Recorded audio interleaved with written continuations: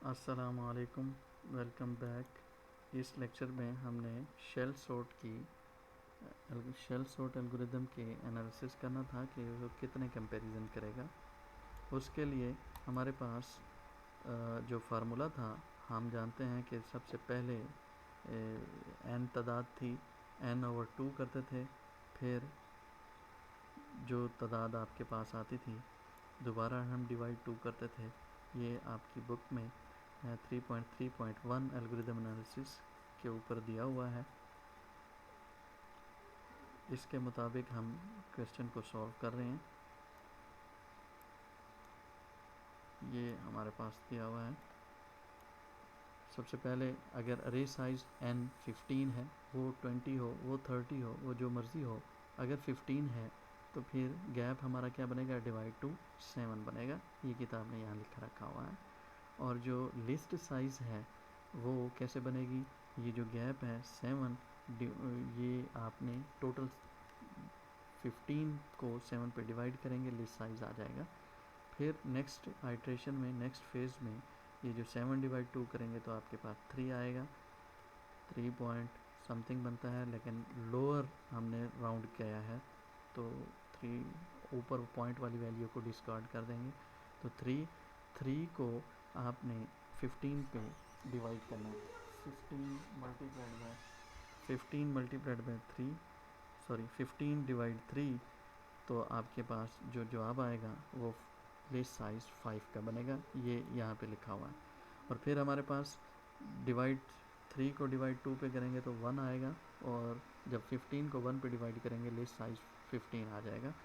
तो ये तमाम लिस्ट साइज़ यानी पहला गैप मल्टीप्लाइड बाय ये 1, दूसरा गैप मल्टीप्लाइड बाय ये 10, तीसरा गैप मल्टीप्लाइड बाय 105। ये कैसे आया, आपको पता है कि हम 7 डिवाइड करने के बाद इंसर्शन सॉर्ट को कॉल करते थे लिस्ट साइज़ 2 देकर। जब लिस्ट साइज़ आपके पास n की वैल्यू 2 है तो फिर आपने यहाँ पर 2 को इंसर्शन सॉर्ट को कॉल किया, और उसकी जो वर्स्ट केस एनालिसिस थी वो n इंटू n माइनस 1/2 थी।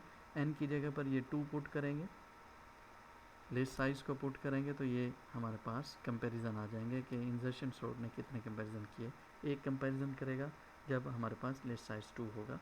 ये 7 दफ़ा इसने इसको कॉल करना है, यानी एक पहली दफ़ा ये, फिर ये दूसरी दफ़ा, फिर ये तीसरी दफ़ा, ये चौथी दफ़ा, यूँ 7 करेगा तो 7, और हर दफ़ा उसको एक एक कंपैरिजन करना पड़ रहा है।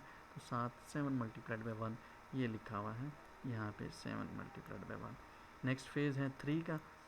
3 पे हमने क्या किया, लिस्ट साइज़ निकाला, वो 15 डिवाइड 3, तो आपके पास लिस्ट साइज़ 5 है। फिर ये 5 इसी n इंटू n माइनस 1/2 पे पुट करेंगे तो ये बनेगा 5 इंटू 4 डिवाइड 2, 10 कंपेरिजन बनते हैं फेज़ 3 सेकेंड फेज़ में। फिर हमारे पास 3 डिवाइड 2 किया 1 आया, 15 तकसीम 1, तो आपके पास ये जो 15 लिस्ट साइज़ है तो इसी में पुट किया। 15 इंटू 14 डिवाइड 2, तो ये 105 बनते हैं। अब ये वाली वैल्यू 7, यहाँ पे जो कंपैरिजन आए थे यानी 1, इनको आपस में ज़रब दिया, प्लस ये 3 मल्टीप्लाइड बाय कंपैरिजन 10, फिर प्लस 1 मल्टीप्लाइड बाय ये कंपैरिजन 105, इनको ऐड करेंगे तो ये 142 टोटल कंपैरिजन यहाँ पे हुए हैं।